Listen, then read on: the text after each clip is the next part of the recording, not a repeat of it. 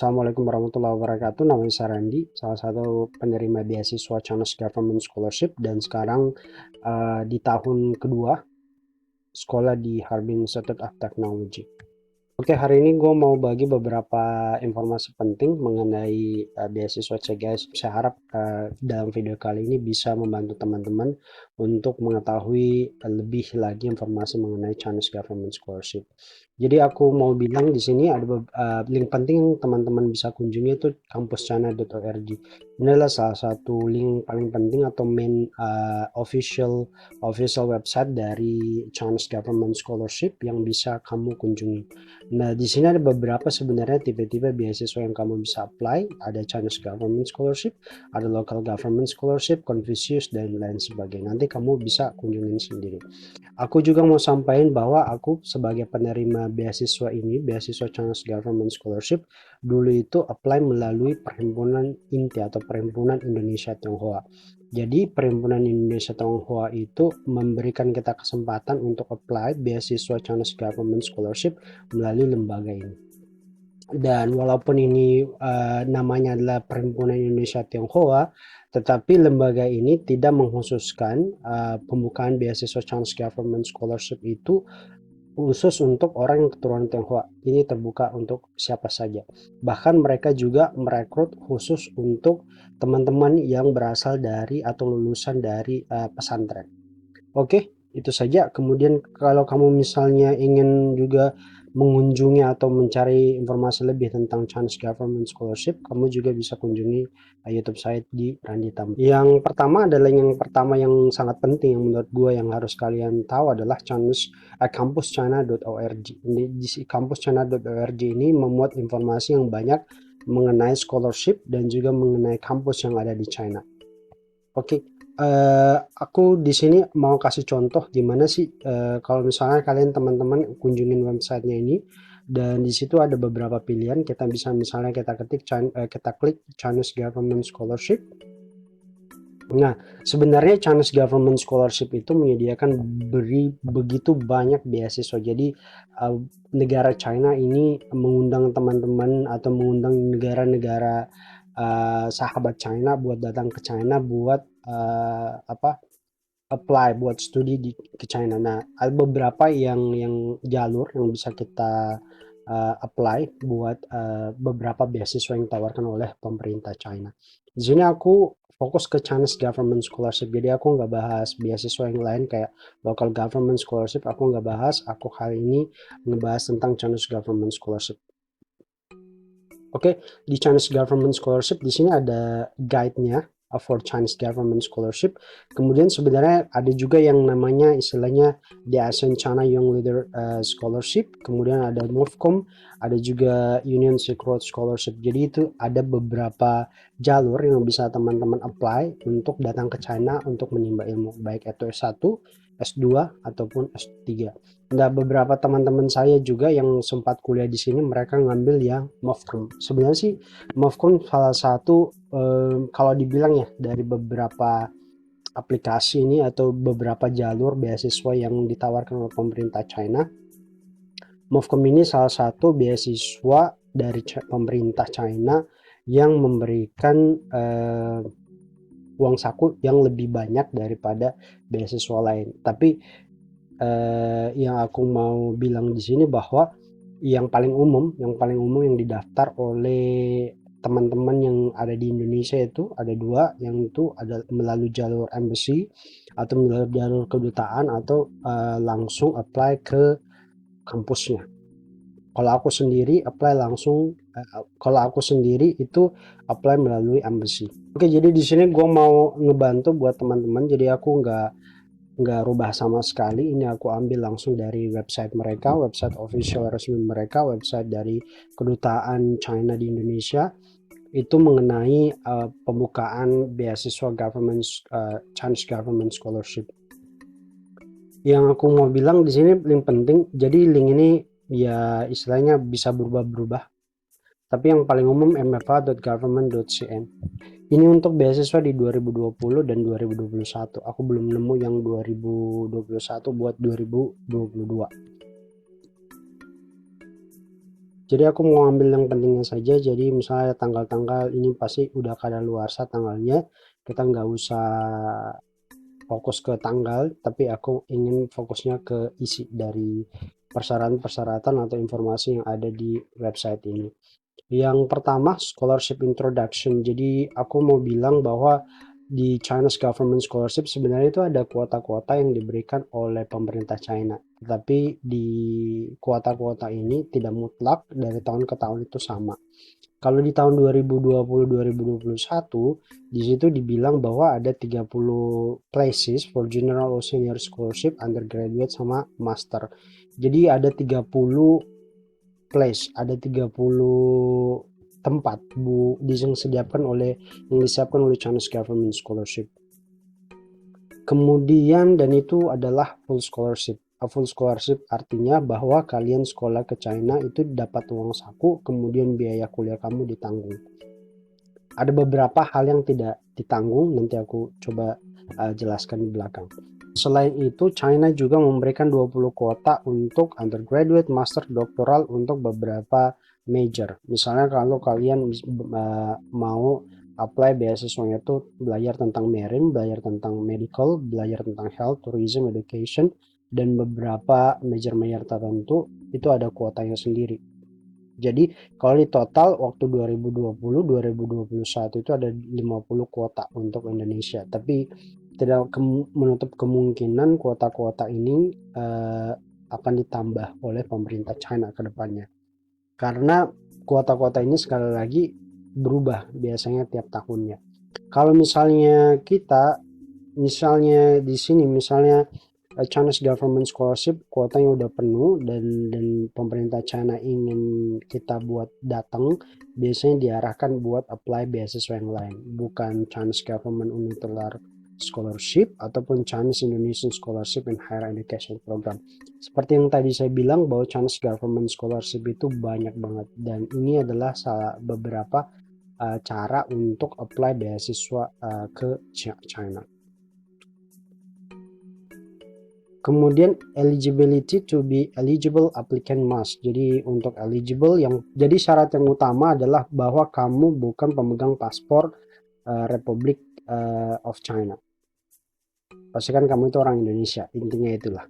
Yang kedua, apabila kamu mendaftar sebagai graduate atau misalnya kamu apply S1, pastikan umur kamu tidak lebih dari 25. Kalau misalnya S2, umur kamu nggak lebih dari 35 tahun, S3 nggak lebih dari 40 tahun. Kemudian ini aku nggak terlalu paham. Selanjutnya, dokumen-dokumen yang kamu submit itu bisa pakai bahasa China atau bahasa Inggris. Itu diperbolehkan dari. Kita lanjut lagi. Nah, sekarang syaratnya.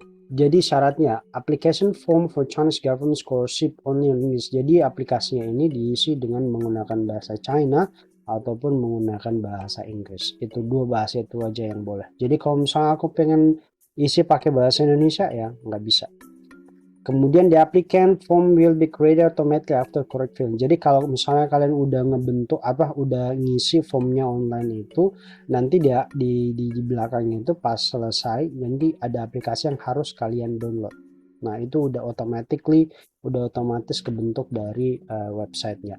Nah, kalau misalnya kita apply-nya melalui jalur embassy, karena aku tadi bilang kita ini ngebahas tentang Chinese government scholarship untuk jalur embassy. Nah, kalau misalnya jalur embassy yang kamu harus ingat adalah agency number.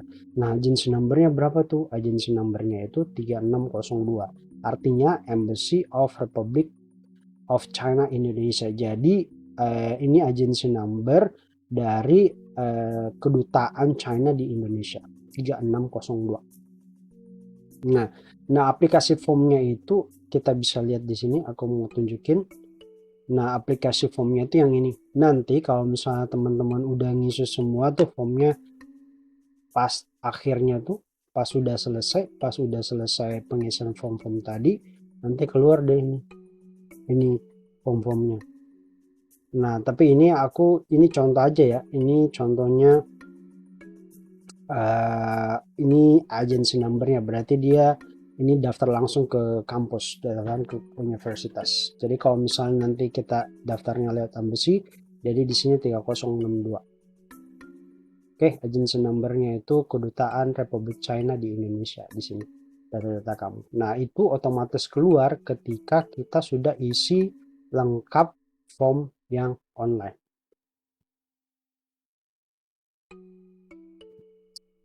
Terus syarat yang kedua, copy of passport homepage. Jadi kamu harus copy atau fotokopi paspor kamu. Halaman depannya aja sih yang kayak gini. Jadi yang ini, halaman depan ini kamu scan atau kamu copy. Sebenarnya sih mereka bilang itu kalau misalnya kamu nggak punya paspor, kamu bisa pakai identity yang lain. Tapi menurut gua paspor sih yang paling mudah. Jadi katanya kalau misalnya kamu nggak punya paspor tapi ada identitas lain, yang penting identitas itu punya English name, punya gender, ada informasi nationality, ada date of birth, kapan kamu lahir, dan beberapa informasi penting itu boleh. Tapi menurut aku paspor aja lebih mudah. Oke, kita lanjut. Terus yang seterusnya notaris high diploma fotokopi. Jadi kita harus notarisasi itu ijazah terakhir kita. Jadi ijazah terakhir itu pertama diterjemahin dulu tuh. Kalau misalnya ijazah kita kan bahasa Indonesia nih, kita terjemahin dulu ke bahasa Inggris atau ke bahasa Mandarin. Nah, nanti kita bawa ke ini, ke notaris, dibawa ke notaris. Jadi notaris lihat tuh, oh ini ijazah asli. Ini misalnya udah hasil ditranslate. Kemudian notaris cek tuh, oh iya sama. Nah, kalau udah sama nanti notaris cap. Nah, capnya tuh kayak apa? Nanti capnya tuh kayak gini. Ini cap yang di notaris. Kalau notaris itu kayak notaris public in bla bla bla Herbis certified that this copy is true. Jadi notaris itu udah menyaksikan atau udah apa nih? Udah validasi bahwa kopian dengan yang asli kamu itu udah sama. Nah, itu. Nah, itu yang kamu cap, yang kamu udah translate ya, udah dicap sama notaris. Oke. Terus academic transcript. Nah, ini juga sama ijazah tadi. Jadi dilegalis atau digalisir, dinotarize sama notaris. Itu sama. Jadi kamu punya dua opsi. Kamu bisa translate ke bahasa Inggris atau kamu bisa translate ke bahasa ke bahasa China. Jadi hanya dua bahasa tuh, bahasa China atau bahasa Inggris, dan dinotarisasi oleh notaris. Kalau misalnya udah ada bahasa Inggrisnya, berarti kamu nggak perlu ke jasa translasi dong. Yang kamu harus lakukan hanya notarisasi aja. Jadi tetap sih harus notaris, maksudnya biar ngecek tuh, notaris biar ngecek kalau ijazah fotokopi sama ijazah asli itu sama. Oke, jelas ya. Nah, kemudian ini study plan atau research proposal in Chinese or English. Jadi study plan itu, jadi dia tuh kata-katanya ada dua nih. Kamu bisa buat study plan atau kamu bisa buat research proposal. Jadi misal research proposal kan kalau yang satu kan belum tahu nih mau ngapain buat research kan enggak. Jadi research proposal ini mungkin lebih ke S2 atau S3. Kalau misalnya S2, S3 itu udah tahu dia mau ngapain, dia mau research apa nih ke depannya kalau misalnya dia kuliah ke China. Nah, kalau misalnya kamu masih undergraduate, itu paling tidak kamu bikinnya 200 kata. Nah, kalau misalnya kamu non-degree student, berarti kamu ke China dapat scholarship tapi nggak dapat degree. Sebenarnya sih beasiswa itu ada. Jadi Chinese Government Scholarship itu bukan hanya tentang S1, S2, S3, tapi ada juga yang non-degree. Biasanya itu lebih ke bahasa sih.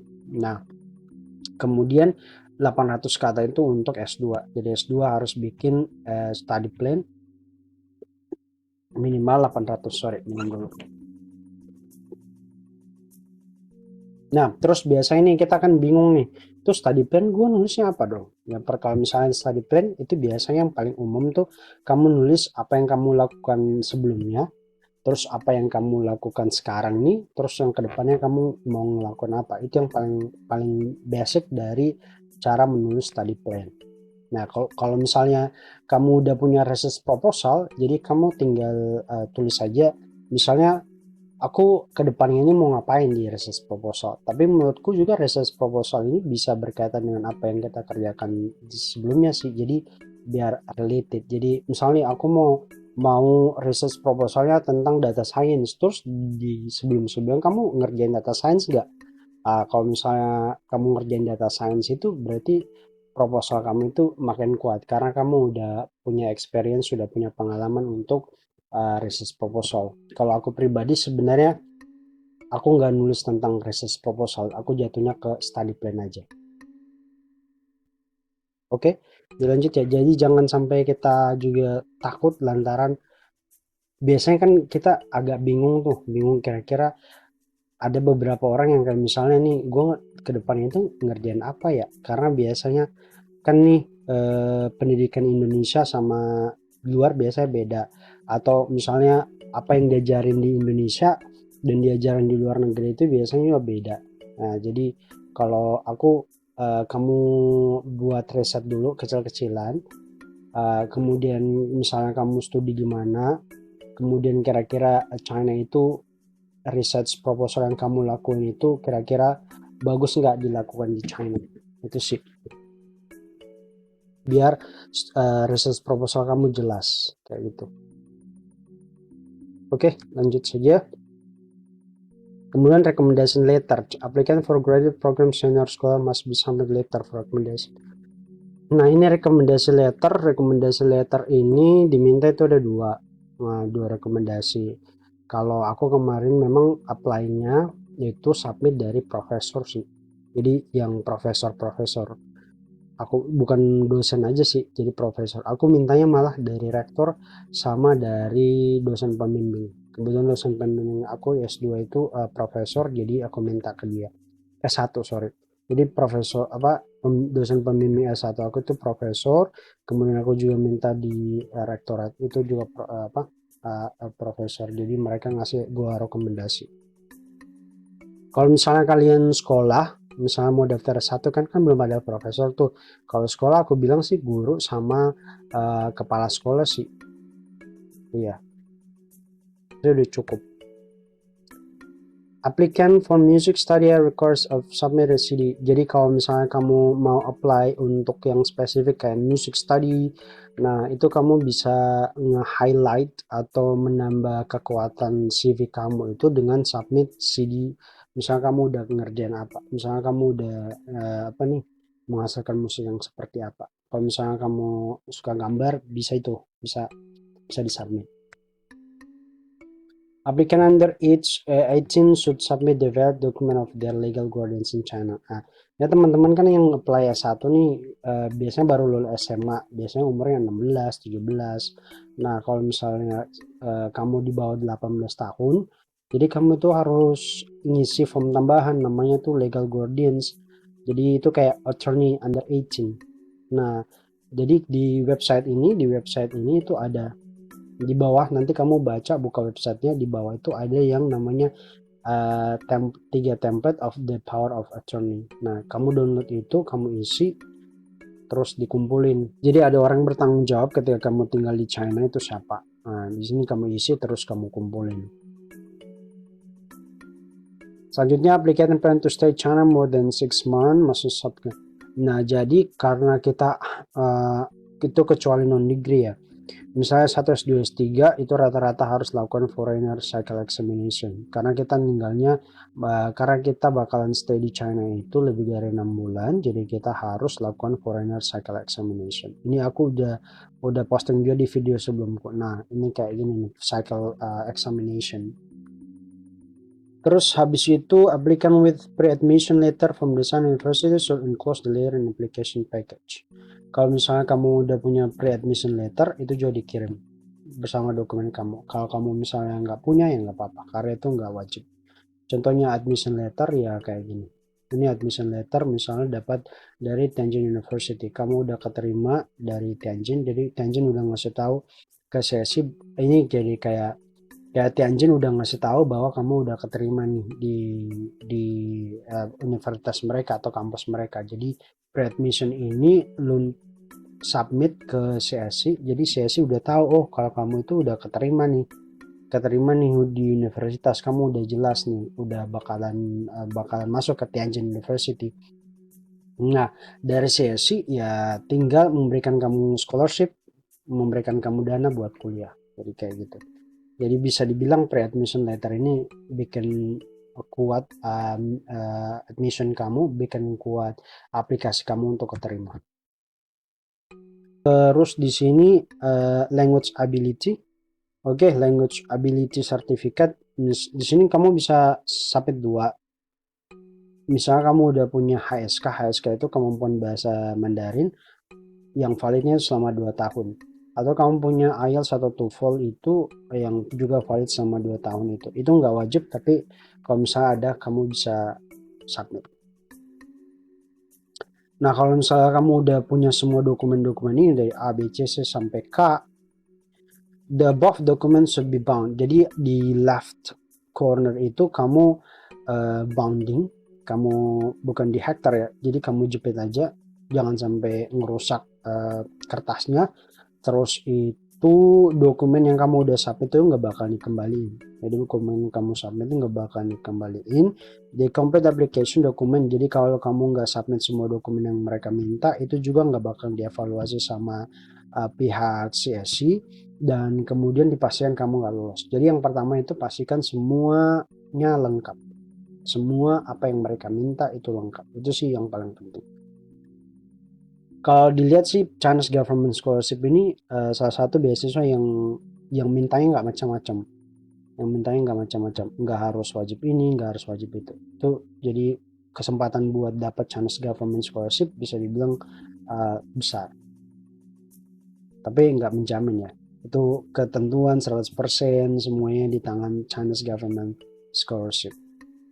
Nah, aku bilangnya ini time frame yang di Chinese Government Scholarship di Desember. Jadi tahun 2019 itu mereka buka di Desember 2019 sampai 17 Februari 2020. Nah, semua aplikasi itu disubmit di online application. Nah, online application itu yang ini, studychina.csc.edu.cn. Jadi ini juga kamu harus ingat. Nah, di sini kamu apply-nya. Nanti kamu create account, kemudian masuk ke login di sini, login. Nah, isi semua yang mereka minta. Setelah diisi nanti keluar formulirnya. Nah, jadi kamu ingat juga ya, nanti aku put juga di description video. Nah, setelah itu contact their favorite Chinese university and salt paper document. Nanti dokumen kamu yang melalui embassy kamu kirim ke Jalan Mega Kuningan nomor 2 Jakarta Selatan 12950. Jangan kirim secara personal, mungkin kalian bisa kirim lewat pos atau lewat JNE atau ekspedisi apapun. Dan ditulis di amplopnya itu Chinese Government Scholarship Application. Ini wajib ya, karena banyak dokumen yang masuk ke Embassy of China. Jadi pastikan bahwa dokumen yang kamu submit itu ada marknya Chinese Government Scholarship Application. Itu sangat penting.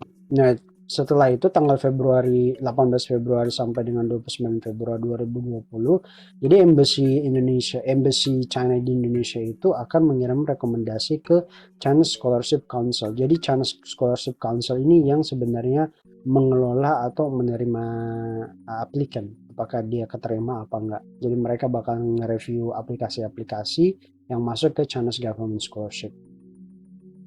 Jadi Februari. Jadi selama Februari dia bakal nge-sort ya. Nah, setelah itu tanggal 1 Juli sampai Agustus, tanggal 10 Agustus 2020, ini masih berbicara 2020 ya. Chinese Government Council confirm the candidate. Setelah itu mereka bakalan konfirmasi kandidat, dan aplikasi kandidat itu mereka bakalan ngirim admission letter to embassy. Scholarship winner will get email notice to get admission letter and GW201. A visa from the embassy and prepare for studying in China. Nah, admission letternya kayak ini. Jadi aku ngasih tahu, misalnya Harbin Technology, CSC numbernya, admission notice-nya gimana, Randy. Nah, di sini yang paling penting adalah ini full scholarship yang ditanggung adalah including tuition fee, misalnya kampus, kita nggak harus bayar kampus, lodging atau apartemen, stipend, dan medical insurance. Jadi stipend sama lodging itu beda. Lodging itu apartemen kamu berapa, kemudian stipend itu yang 2.500, 3.000 sama 3.500 untuk S3. Sama medical insurance ini 800 RMB per tahun. Jadi mereka tanggung. Nah, Kemudian karena ini perlu dicatat juga, Harbin Institute of Technology with the period between, jadi kita harus ngedaftar ulang. Kalau misalnya kita udah nyampe di sana, kita harus ngedaftar ulang ke kampusnya. Aku tuh dari tanggal 29 sampai tanggal 30, jadi 2 hari doang buat ngedaftar. Jadi kalau kalian itu baca baik-baik admission notice dari kampusnya ya, karena di situ ada tanggal krusial kapan harus ngedaftar ulang. Terus itu nanti kita juga dikasih JW201, jadi kayak visa sementara buat masuk ke China. Itu modelnya kayak gini. JW201 visa applicant for study in China. Ini kayak sementara doang, karena nanti kalau misalnya ke China, kita itu bakalan dapat visa pelajar. Oke, jadi dua dokumen itu sih yang penting dibawa. Oke, link selanjutnya itu campuschina.org, University Category HTML. Nah, di sini juga penting karena kita bisa lihat kampus-kampus yang ingin kita apply. Nah, jadi di sini kampusnya itu informasi menurut gue itu cukup lengkap karena kita bisa lihat di kampus mana nih, lokasinya di mana. Kemudian kalau misalnya sih menurut aku sih yang paling penting kalian itu belajar di mana sih yang paling penting. Jadi major kamu itu yang paling penting. Jadi usahakan yang paling penting itu yang kalian cari major, bukan kota. Oh, aku mau Shanghai, aku mau di Beijing, tapi ternyata kampusnya kurang oke. Jadi ya menurut aku, saran aku sih cari kampusnya itu berdasarkan jurusan aja sih. Nah, kita lihat nih. Kalau misalnya kita kampuschina.org ini, kita bisa cek di kampuschina.org itu, di situ nanti ada beberapa kampus yang kamu bisa filter buat mencari, mempermudah kamu buat milih kampus. Misalnya nih degree-nya kamu tinggal masukkan misalnya S2 atau doktoral misalnya atau master.